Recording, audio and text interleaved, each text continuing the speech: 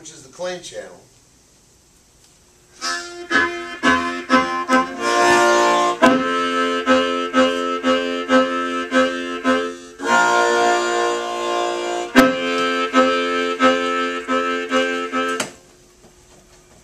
Okay, with the clean switch engaged.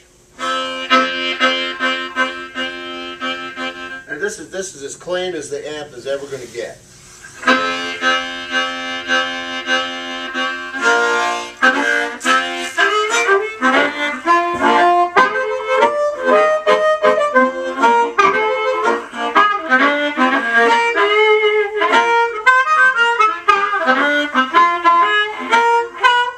Okay, then we got on the same clean channel, put it in the voice switch and fattens it up a lot. See how much low end?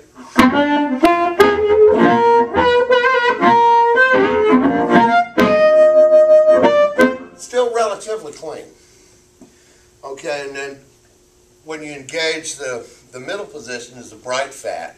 It gives you virtually everything the tubes that are putting out. And when you switch it there, you have to be mindful to turn your mic down because it adds a lot of power. So I'm about, on my volume control right here, I'm about halfway of where I would normally be in the other position.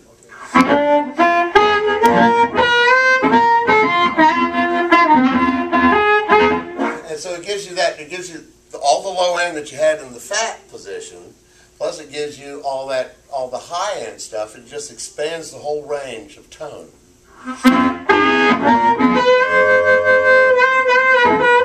Still fairly clean.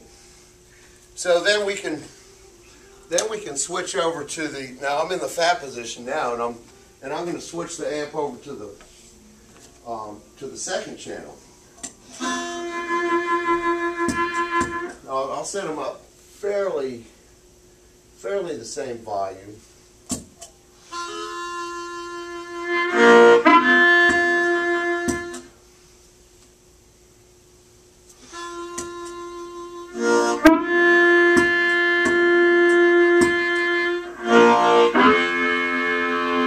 Okay, this is virtually the same volume. Here's the clean channel. Switching over to the second channel.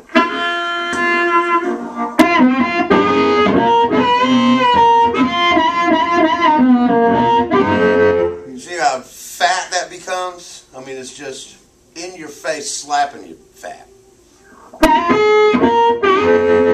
And that's and I'm in the fat position. This position switch, the voice switch, is global to the amp. In other words, it works the same in one channel as it does the other. So you can switch that to the clean position.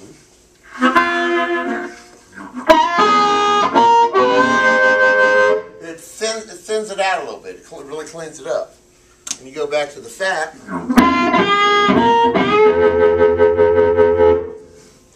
And then we like to call the middle position, it's bright fat, but we like to call it the doomsday, because I'm at the same volume everywhere.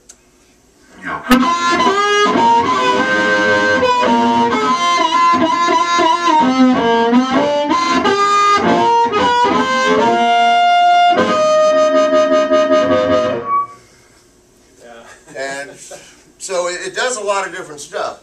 Now, if you've got here's another feature is what mic is that you use? That's it's an old static, late 50s static, with just a standard 151 element, a static 151 element that came with the microphone. Yeah. Can't get them anymore? Well, you can get them. No, but it's probably the weaker. A lot of people like them super fucking hot. I don't. Because, like I was telling Dennis, I like a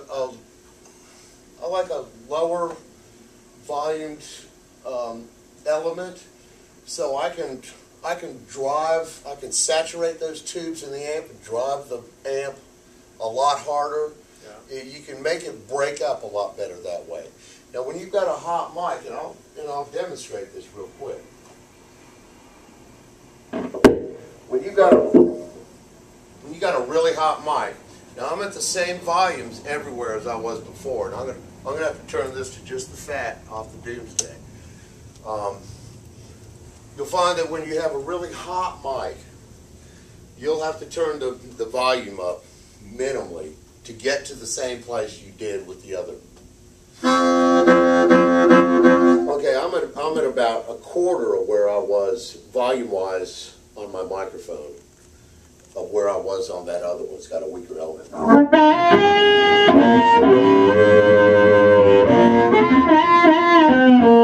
Now this element sounds different.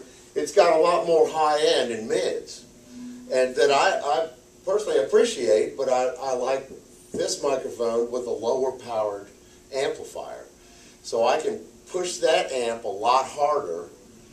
I can turn the volume up and push that amp to its maximum tube saturation than I did with this one.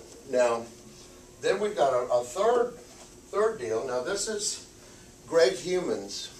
He's got a Blows Me Away production. Okay, yeah. This is a standard 57 microphone that I would normally play acoustically on a stand if I were to play acoustic. I'd never ever thought about cupping one of these and holding it and playing because, well, for one thing, it didn't have a volume knob on it. Yeah. Well, I sent my microphone to him, and he did his little ultimate thing that he does. He shortened the stock and added a volume control. And this thing is not virtually feedback resistant, but almost. I mean, you can get a lot more volume out of an amp, unbelievably, without feedback with this microphone. And it's got plenty of tone.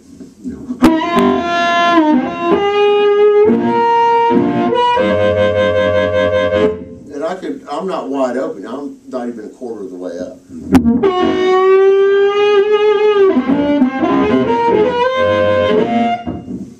It's not, I mean, it's unbelievable. Yeah.